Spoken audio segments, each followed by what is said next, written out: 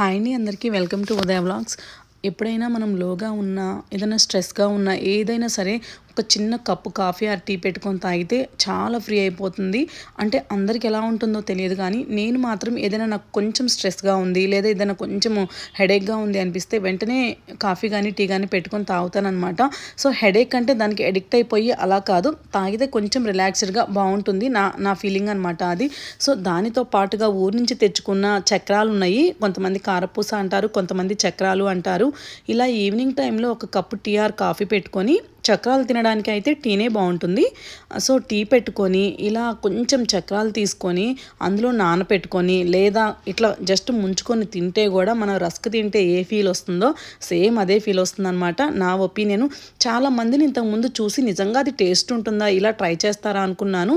ఇది మరి తెలంగాణ స్టైలా ఏంటో నాకు తెలియదు, కానీ నేను కూడా ట్రై చేశాను. నాకు కూడా టేస్ట్ చాలా బాగా నచ్చింది. ఇంతకుముందు రీల్స్లో చూసి